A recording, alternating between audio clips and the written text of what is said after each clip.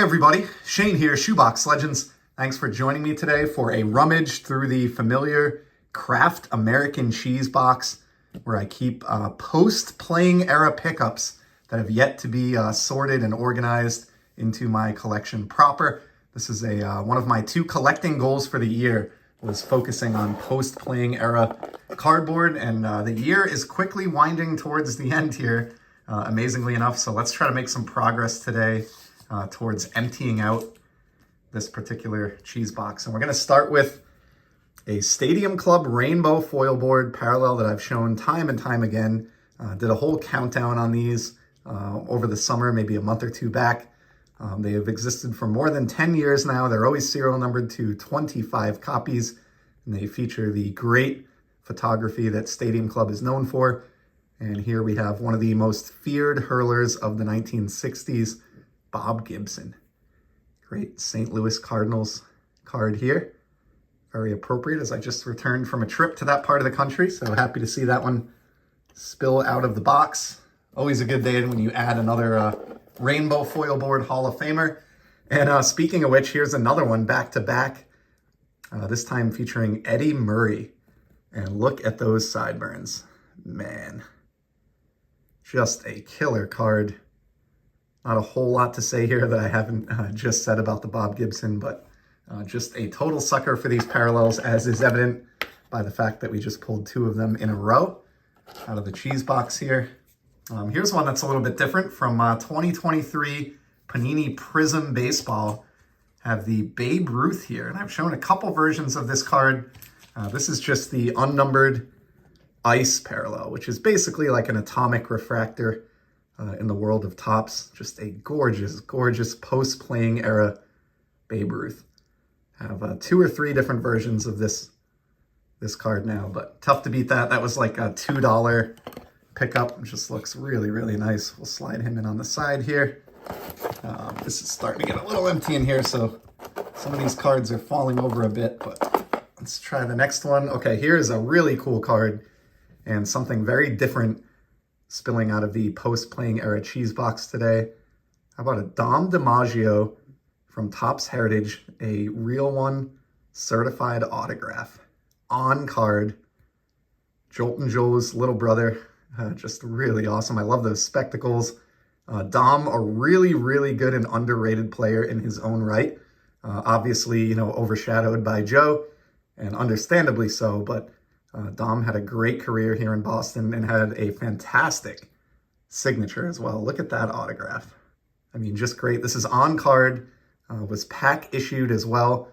It's one that I've had in my waiting to add it to the collection stack here for years and years and years. I probably bought this 5 or 6 years ago, and it's finally now seeing the light of day here on the channel. And I'll definitely give this one the one-touch magnetic treatment. This will be an autograph that I hang on to. I kind of dabble in and out of autographs. It's not my primary collecting focus, but I do enjoy them. So I've built up kind of a decent baseball and hockey autograph collection over the years. So Dom will be the newest addition to that. We're going back to Topps Stadium Club here. In this case, it is a chrome, and it's the gold numbered to 50.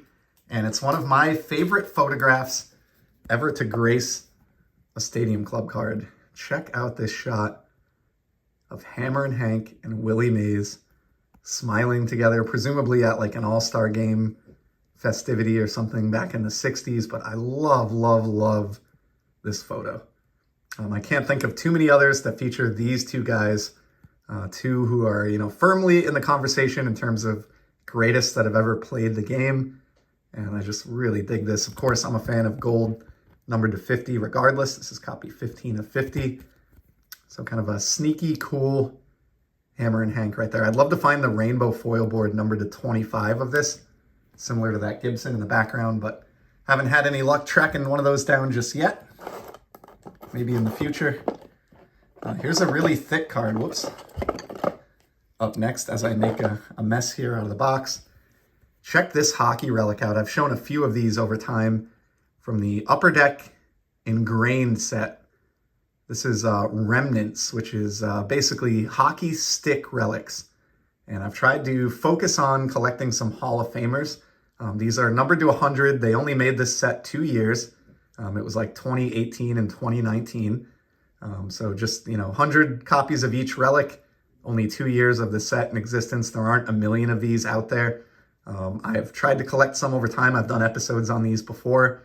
Just really dig the uniqueness of hockey stick relics. I've mentioned it in the past, but it's almost, they have so much character that a lot of the stick relics kind of are similar to like a bat barrel or something in the world of baseball where there's, something other than just plain wood or graphite material depicted. And this Tony Esposito is certainly no exception to that. We have a little bit of what looks like classic wood color on the right, some black, and then this kind of whitish area. I don't know if that's grip or maybe where some tape was that was pulled off or something. I'm not sure, but Esposito, one of the great netminders in the history of our game. And of course, right around Halloween here, this is a very appropriate card to show off in this rummage with that great old school mask that looks like Jason Voorhees there. So happy to see this relic come out of the box. All of these have the right language on the back as well, in terms of the stick piece being purporting to be game used, which is really important to me on the rare occasion when I pick up a relic card. And we're going back to Panini Prism now. This is the same set that we just saw the Babe Ruth from, which was like a cracked ice version. This here is the Ruby Wave of Carlton Fisk. Pretty self-explanatory. This is one of those photos which I tend to gravitate towards with Prism, where you can't really tell as much that it's a non-licensed product. For all you know, looking at this photo, there could be a B on the back of that batting helmet and a Boston on the jersey right under the chest protector here. I love the team color match here of red for Boston. So Fisk is a player that I've tried to pick up a few parallels of this card from because I think it's an example of unlicensed Panini Prism done right. Let's go to the left side of the box here next, and we have a familiar figure for the channel, Sam Rice. Fascinating story. Another individual who I did a whole separate episode on recently, but a tragic story of overcoming adversity. Lost really all of his family on multiple levels due to a tornado right as his career was getting started, and went on to have a Hall of Fame career. Had just about 3,000 hits, won a World Series, and generally was one of the best offensive players of his era. And this is his 2023 Panini Select, but it's a somewhat tough numbered version, numbered out of 25. So this was dirt cheap, like under $5, and he's just somebody who I find so interesting that I'm always on the lookout to try to pick up, additional copies of his cards. And I do have the 1-of-1 gold vinyl version of this card, so that's kind of caused me to look a little bit deeper at what some of the other parallels might be. Not really fully committed to building the rainbow, but having the 1-of-1 in hand definitely gave me the curiosity to pursue at least a couple others. Let's go to the right portion of the box now. And we're back to Stadium Club, and for the second time today, it's Eddie Murray at that. This one is a members-only parallel from 2022 Stadium Club. These are not numbered, but those who collect Stadium Club know they're sneaky tough. You get one of these per case hits, and they span the entire checklist, 300 cards or whatever it is. So to find one of these of any one player or Hall of Fame player, you have to open, dozens or more likely hundreds of cases of product to get just one of these Eddie Murray cards. They'd be one every, 300 or so cases on average. So pretty cool card there. I love the photo with Ripken front and center, just two guys who defined the Orioles in the early 80s and really throughout the 80s. Got a little bit more time here, and this is fitting. We just saw the numbered to 25 kind of multicolor parallel of this Sam Rice card, and here is one of the gold to 10. So unlike Topps, where gold is typically thought of as numbered to 50 when it comes to shiny cards and refractors, in the world of Panini, they're even tougher. The Panini Prism and Select Golds, like the card you see here, are always numbered just to 10 copies. So as far as modern Sam Rice goes, this is a really sneaky, tough card, and one that I'm happy to have in the collection. This might be my second or third copy of this. I feel like I did have one of these already that I showed off in that Sam Rice video, but we'll happily add another 10% of the print run with that pickup. Oh, getting a little messy here. Let's pull one final card and we'll end on this one today as we cross the 10-minute mark. But it's another post-playing era card from the folks at Panini. In this case, this is from or on the Mosaic design, and it is a Shoeless Joe card. Joe Jackson for Cleveland. How cool is that?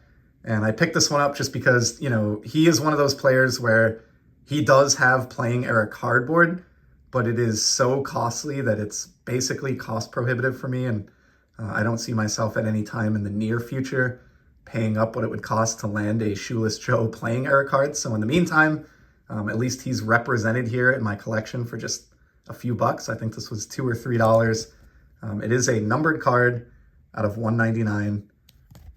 So yeah, nothing too crazy, but got to have a little bit of Shoeless Joe in the collection. And on my current budget, this is the way to do it. If I win the lottery someday, I'd love to get a Cracker Jack Shoeless Joe from back in the day. But in the meantime, that's my filler.